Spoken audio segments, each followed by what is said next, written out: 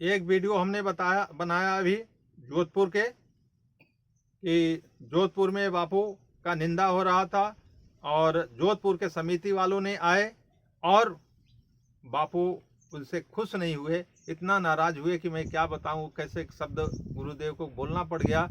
और उन्होंने कहा गुरुजी ने कि लहसुन प्याज खाओ, लहसुन प्याज खाओ, कुछ तो पुरुषार्थ आए। हाँ, तो आप लोग सोच रहे होंगे कि बापू की निंदा हो रही है, बापू खुश हो रहे हैं, ऐसा कुछ नहीं है। अब एक खास बात बताना चाहता हूं कि बापूजी जो ढाल बन करके आ जा रहे हैं आतिताइयों के सामने, चाहे आतिताई कोई भी हो, हाँ, उसके सामने जो ढाल बन करके आ जा रहे हैं, गुरुदेव कह रहे हैं कि नहीं नहीं नहीं, ये हमारे भक्त हैं। वो भक्त नहीं है, बापूजी खूब अच्छी तरह जानते हैं कि कितने बड़े भक्त हैं, भक्त हैं कि दुश्मन हैं, खूब बापूजी जानते हैं। इसमें दरअसल होता ऐसा है कि देखिए, बापू के आश्रम में मतलब जो हुआ, ये और भी आश्रम में पहले और सारे आश्रम में हुआ। ये कंपनियों का गेम है, ये हाईजेक करते हैं, मतलब पार्टी को भी, संस्था को भी, सरकार को भी ये हाईजेक करते हैं। अपने आदमी वहाँ सेट करते हैं, रखते हैं, उसमें पूंजी लगाते हैं, पूंजी लगाते हैं। जैसे कि कैसे प्लांटेशन करते हैं कि जैसे कोई भक्त बन करके आया, उसको पैसा कौड़ी, उसको डोनेशन दिलवाना आश्रम में, अब वो उसको सिखा के भेजा जाता है, ट्रेनिंग करके दे करके भेजा जाता है कि बाप मतलब गुरु जी के आगे इतना चमचागिरी करना, इतना मतलब एक्सपर्ट होकर के सेवा करना कि मतलब लगे कि आपके जैसा कोई सेवादार नहीं है। तो ऐसे कम से कम 10, 20, 50 बापू के आश्रम में प्लांट किए गए हैं, और भी आश्रमों में प्लांट किए गए हैं। जैसे कि अभी देखिए, स्वामी विवेकानंद के आश्रम, जो स्वामी विवेकानंद का वेदांत था, उस वेदांत से हट करके वहाँ सारे कार्य किए जा रहे हैं। रामकृष्ण परमहंस जी का जो मिशन है, वो जो वेदांत था, वहाँ से हट करके सारे कार्य किए जा रहे हैं। ऐसे और भी बहुत सारे जो कि मतलब कि आश्रम हैं। महात्मा बुद्ध का यही थोड़ी सिखाए थे कि आप निरंकुश होकर के घूमो।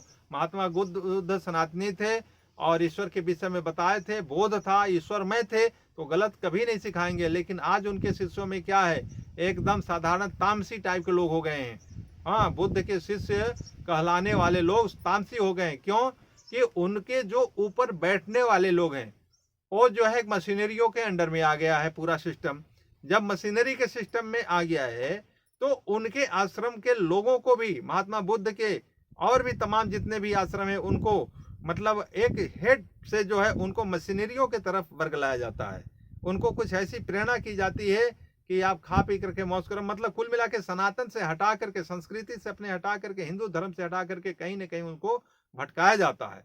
वही गेम, जैसे कि बापू धर्म की रक्षा कर रहे थे, तो बापू के ऊपर खेल खेला गया। ये कंपनियों के माध्यम से, मशीनरियों के माध्यम से एक प्लांटेशन किया जाता है। आपके आश्रम में भी जो लोग दिख रहे हैं कि ये हैं, ये असली सांप नहीं है, ये उनके बच्चे हैं बेचारे। लेकिन ये है, या कहीं भी समिति में XYZ कहीं दिख रहे हैं, वो असली नहीं है, नकली है, मतलब नकली भी नहीं है, बच्चे हैं। हाँ, है तो उन्हीं के उपज। तो ये प्लांटेशन किए जाते हैं।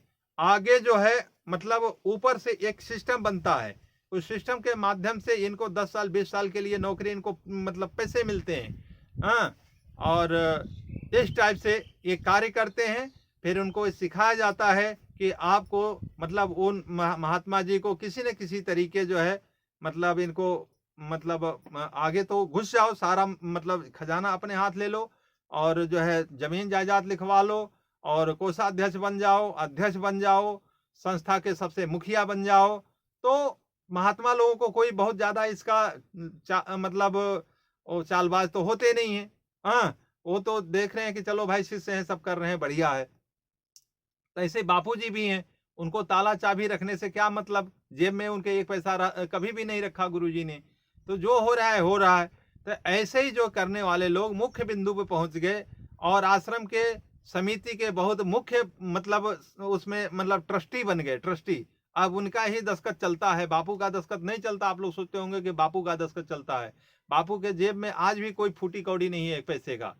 हाँ, और आश्रम में जो मतलब ट्रस्टी हैं उनके नाम से है, और भी तमाम जो लोग हैं उनके नाम से जमीनें हैं। बापू के नाम से कोई भी जमीन शायद नहीं है। हाँ, कोई एक आध इक्का दुक्का होगा, हम नहीं कह सकते हैं, लेकिन ऐसा नहीं लग रहा है। और बापू को इन आतिताइयों के, इन सपोलों के सामने आकर के इसलिए खड़े होते हैं क्यों कि मतलब वो कहीं का हो सकता है। आप इसमें मतलब देखिएगा कि कहाँ आश्रम में रहता है कि बाहर रहता है, समिति में रहता है, घर में रहता है, दिमाग से निकाल दीजिए, कहीं भी रह सकता होगा वो, ठीक है। वो लेकिन हैं, हम नाम नहीं ले रहा हूं, आप लोग कुछ समझ रहे हैं उनके व्यवहार से कि कौन होंगे। नाम लेना मेरा उचित समझ में नहीं आ रहा है, इसलिए नाम मैं नहीं ले रहा हूं। आप समझदारों के लिए इशारा काफी है, आप देख लीजिए कि किसके कैसे कर्तव्य हैं। तो ये उन हिसाब से प्लांटेशन किए जाते हैं, फिर जो है उन महात्मा को पूरा कर दिया जाता है और उनके आश्रमों पे कब्जा कर लिया जाता है, और जो हिंदू संस्कृति या सनातन संस्कृति की, धर्म की जो रक्षा करने वाले लोग होते हैं, उसके विपरीत धारा में बहाया जाता है। बापूजी को आज जेल में क्यों बंद किया गया है? उन मशीनरियों ने या जो है उन कंपनियों ने इसलिए बंद कर रखा है कि बापूजी हिंदू की धारा बहा रहे थे, सबको सुख शांति आनंद मिल रहा था, दारू छूट गया, मांस मदिरा छूट गया, बेविचार छूट गया, रंडीबाजी छूट गया, क्या नहीं छूट गया, सब बुरे कर्म छूट गए, अच्छे कर्म आ गए। तो इससे जो है दुराचारियों को, राक्षसी प्रवृत्ति के लोगों को नुकसान हो रहा था। तो वैसे लोग अपना करोड़ों रुपया खर्च करके आश्रम में ऐसे सपोले रखेंगे, और सपोलों का बहुत वो नहीं होता है, वो तो केवल उनको तनख्वाह मिलती है बेचारों को, लेकिन काम उनको करने के लिए प्रेशर होता है। यह कार्य संस्था में भी चलता है, यह कार्य में सरकार में भी चलता है। अब जो सरकारें चल रही हैं, आप सोच रहे हैं कि बहुत बड़े मालिक हैं, ऐसा कोई नहीं है। उसमें सब जो है नौकर हैं, उनको केवल पैसा दिया जाता है और एक मतलब वो सिक्योरिटी रखी जाती है कि तुम गलत न कर पाओ, वही करना है जो संस्कृति के विरुद्ध कार्य करना है। तो आज तक वर्षों से चला आ रहा है, तो इसमें बड़ी सावधानी बरतने की जिस से है जरूरत है। तो जो हमारे साधक भाई हैं, गुरु भाई हैं, वो जरा सावधान रहें, अपनी साधना को न छोड़ें, अपनी साधना को सतत बनाए रहें। वो साधना ही आपको सफल कराएगा। बापू के जो बताए हुए साधना है वो ही आपको सफल कराएगा। आप जो है मतलब ध्यान भी करिए, साधना भी करिए, योग भी करिए, प्राणायाम करिए, और तब उनसे लड़ाई लड़िए और लड़ते रहिए। इसके बाद देखिए कि सफलता बिल्कुल मिलेगी। ये मशीनरियां भी गायब हो जाएंगी और ये जो है कंपनियां भी गायब हो जाएंगी। आपकी संस्कृति की रक्षा भगवान गुरुदेव की आशीर्वाद से होके रहेगा। दूसरी चीज ये है कि बापूजी क्यों सामने आ जाते हैं, ऐसा इन आतिताइयों के सामने कोई भी उनका अच्छा कार्य करने चलता है, उसको रोकने के लिए एक वीडियो बन जाती है गुरुजी का। उसका कारण है बापूजी के ऊपर दबाव डाला जाता है कि आपकी इतनी जो गाय है ना, हजारों, मैं मार डालूंगा, दे दूंगा कसाई को दे दूंगा, नहीं तो आप ये बोलिए। तो बापूजी अपने ऊपर दर्द सह लेते हैं, लेकिन गायों का दर्द नहीं समझे वो करेंगे। और कुछ आश्रम में या संस्था में या समिति में और जो भक्तगण है उनकी पीड़ा देख करके गुरुदेव पीड़ित हो जाते हैं, और कुछ समाज के लोगों को देख करके पीड़ित हो जाते हैं। ऐसे कह लीजिए कि किसी के गर्दन पे छुरी रख करके बुलवाया जाए, इस ढंग से बुलवाया जाता है। गौओं की पीड़ा कैसे सह सकते हैं गुरुदेव? कोई कह देगा कि आपके गायों को मैं वहां छोड़ दे रहा हूं, दे रहा हूं कसाईयों को, तो आप बताइए गुरुजी कभी इस बात को बर्दाश्त करेंगे? नहीं बर्दाश्त करें। इसलिए बापूजी कहते हैं कि आश्रम में रहने वाले लोग इतने गायों की सेवा कर रहे हैं, आश्रम में रहने वाले लोग ये कर रहे हैं, जबकि आश्रम में रहने वाले लोग कोई दया थोड़ी कर रहे हैं, कोई बापू के ऊपर एहसान थोड़ी कर रहे हैं। हाँ,